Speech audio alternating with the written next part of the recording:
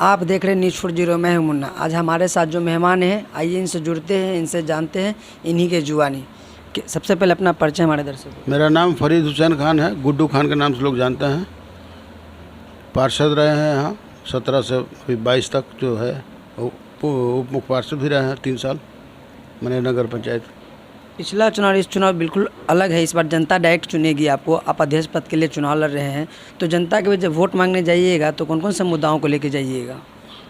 मुद्दा यह है कि जो बचा हुआ नगर पंचायत का है, जो पहले नगर पंचायत था नगर परिषद हो गया है, जो भी काम अधूरा रह गया है उसको हम मुद्दा बनाया है कि हम उसको देखेंगे, इसको करेंगे। और जहाँ तक बेरोज़गारी की बात है उस पर भी हम चर्चा करेंगे लोगों से, कैसे लोगों को, नौजवानों को कैसे रोज़गार मिल सके।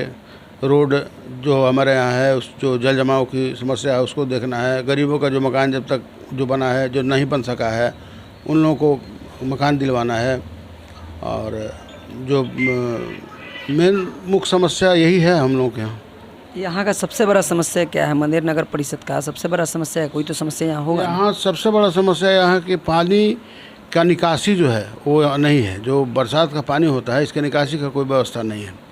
हम जब मुख्य पार्षद थे तो हमने नाला का बनवाया था, पूरा ये बनवाया था, नक्शा वगैरह बनवाया था, पास भी करवाया था। लेकिन चूँकि हम हट गए तो मामला धरा का धरा रह गया।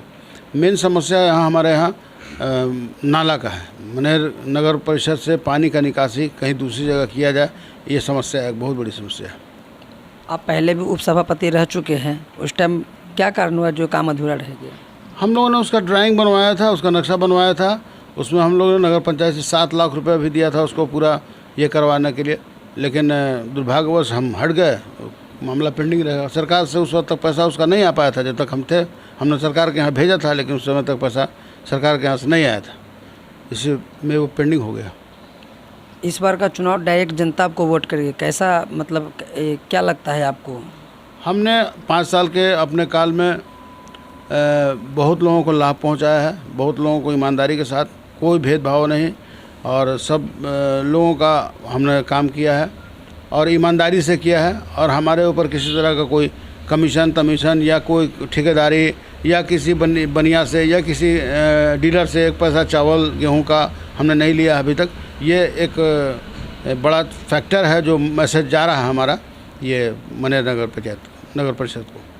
हमारे चैनल के माध्यम से दर्शकों से क्या अपील, अपने वोटरों से क्या अपील करना चाहेंगे? हम आपके माध्यम से ये अपील करना चाहें कि साफ़ सुथरे छवि वालों को चुना जाए और जाति और धर्म के आधार पर किसी को नहीं चुना जाए। ऐसे लोगों को चुना जाए जो समाज के बीच में बराबर रहते हैं, आपस में सद्भाव बना के रखते हैं, आपस में एकता बना के रखते हैं, भाईचारा बना के रखते हैं। हम लोग का ये ऐतिहासिक मनेर है, ये यहाँ का इतिहास बहुत पुराना रहा है। यहाँ हिंदू मुस्लिम सब एक जगह रहे हैं और दशहरा भी हम लोग साथ मनाते हैं, मुहर्रम भी साथ मनाते हैं।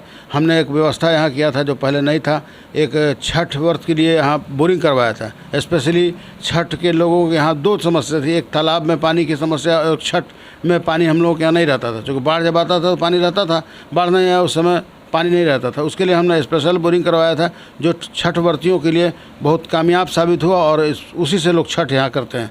और बाकी समय में उसका पानी तालाब को देते हैं ताकि तालाब में भी जो लोग बाहर से आते हैं या जो लोग मनेर के लोग नहाते धोते हैं उन लोगों के लिए फ्रेश पानी मिलता है।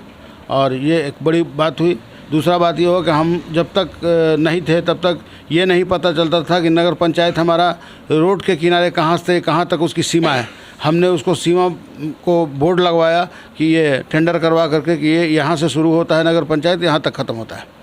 ये सब चीज़ हम लोग बहुत कम समय में किया और आगे भी अगर हम जीतेंगे तो जो कार्य अधूरा रह गया है, गली नली का काम अगर रह गया है, वृद्धावस्था का पेंशन, हमारे यहाँ कोई भी वृद्धावस्था का कोई भी ऐसा कैंडिडेट नहीं जिसको वृद्धावस्था पेंशन नहीं मिलता हो।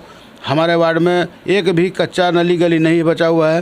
तो बाकी जो पूरे मनेर में वृद्धावस्था पेंशन है उसका व्यवस्था करना, उसको बनवाना और गरीबों का मकान बनाना।